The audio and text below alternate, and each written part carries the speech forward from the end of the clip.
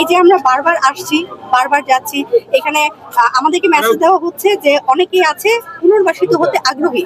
এখানে একটা জিনিস খুব ক্লিয়ার ভাবে বলতে চাই, এখানে কিন্তু উচ্ছেদ শব্দটা প্রয়োগই হচ্ছে না, উচ্ছেদের কোনো বিষয় নাই। সরকার বলেছে পুনর্বাসনের লক্ষ্যে যে তালিকা প্রণয়নের জন্য, কারণ আমাদের ফ্ল্যাটগুলি প্রস্তুত। এখন এই ফ্ল্যাটগুলিতে যদি যারা পুনর্বাসিত হতে চায় তারা যদি না যায়, এই ফ্ল্যাটগুলি নষ্ট হবে না সরকারের। অথচ এখানে কিন্তু অনেক মানুষ আছে যারা যেতে আগ্রহী।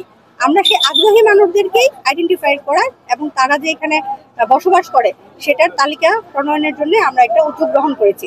যারা যেতে না চায় আমরা তো কাউকে জোর করিনি। আপনারা দেখেছেন আমরা সেভারাল টাইম এসেছি, সেভারাল টাইম কথা বলেছি, প্রতিনিধিদের সাথে কথা বলেছি, আমি নিজে বেশ কয়েকবার এখানে এসেছি, তাদেরকে বিভিন্ন ভাবে বোঝানোর চেষ্টা করছি যে যারা যেতে আগ্রহী না, আমরা জোরপূর্বক কিছু করছি না, আমরা ওদের সাথে আলোচনার মাধ্যমে, সমঝোতার মাধ্যমে, নেগোসিয়েশনের মাধ্যমেই কিন্তু করছি।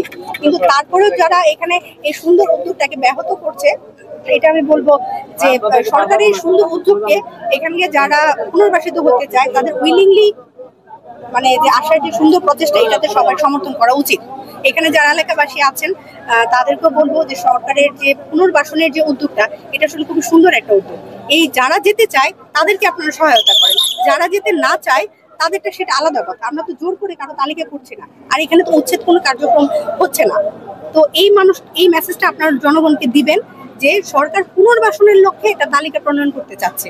আপনি যারা যেতে চাচ্ছেন দেখেছি, সরেজমিনে দেখেছি, আপনাদেরও দায়িত্ব এখানে যে বা যারা মাঝখানে ইন্ধন দিচ্ছে যে এই সুন্দর যে উদ্যোগটা সরকারের সাথে আমাদের যে সুন্দর একটা উদ্যোগ, এই উদ্যোগটাকে যারা ব্যাহত করার চেষ্টা করছে তাদেরকেও আপনারা মোটিভেট করবেন, তাদেরকে বিষয়টা বুঝাবেন যে আমরা জোরপূর্বক কোনো তালিকা করতে আসিনি, জোরপূর্বক কোনো উচ্ছেদের কোনো বিষয় এখানে নাই।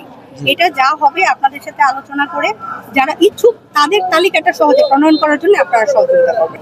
জেনারেল বেশ কিছু পিপলও আমাদের কাছে গিয়েছে যে ম্যাডাম আমরা যেতে চাই, আমাদের অফিসে, ডিসি অফিস, তারা বিভিন্ন মাধ্যমে বলার চেষ্টা করছে যে ম্যাডাম আমরা সমিতি পাড়ায় থাকি, আমরা সেই ফ্ল্যাটগুলিতে যেতে আগ্রহী, আমাদের এখানে বসবাসের অবস্থা খুব খারাপ, জোয়ার ভাটার পানি আসে, আমরা লবণ পানি খাই, সেই ফ্ল্যাটগুলিতে আমাদেরকে যাওয়ার ব্যবস্থা করে দেন। এখন তাদের যে আবেদন, সেই আবেদনগুলো আমাদের সরেজমিনে দেখতে হবে না যে তারা আসলে এখানে বসবাস করছে কিনা, এখানকার লোকজন কিনা।